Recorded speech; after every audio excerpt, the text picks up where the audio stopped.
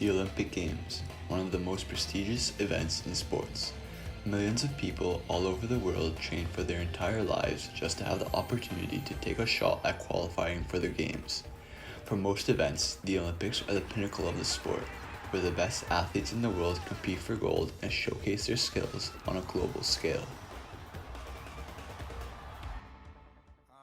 To host an Olympic Games is another great feat, requiring nations to spend countless amounts of hours planning and investing millions of dollars just to be able to bid for the opportunity. There are numerous reasons why countries go through so much to host the Olympics.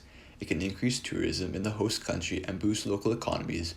It can increase a country's global trade and stature, and hosting the Games can create a sense of national pride.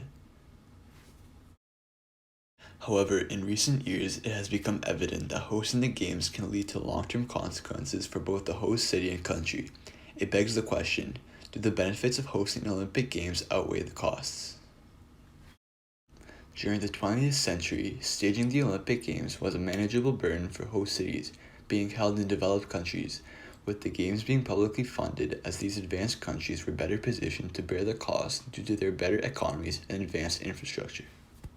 The 1970s marked a turning point in hosting the Olympics, as its rapid expansion led to cost overruns, which have happened at almost every Games since 1960.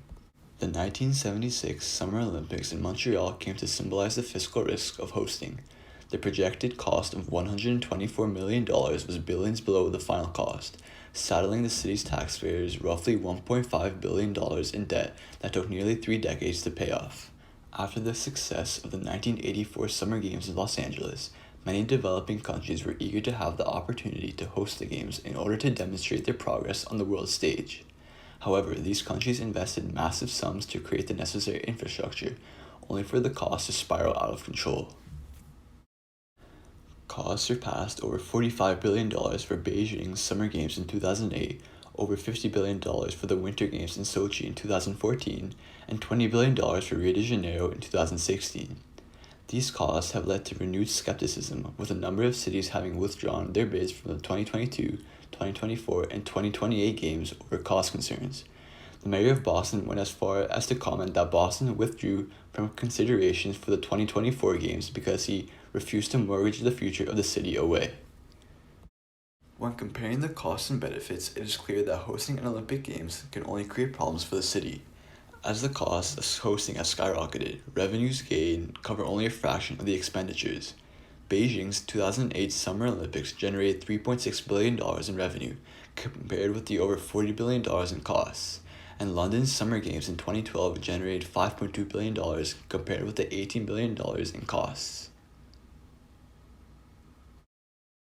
Studies carried out by host governments before the Games argue that hosting the event will provide a major economic lift by creating jobs, drawing tourists, and boosting economic output.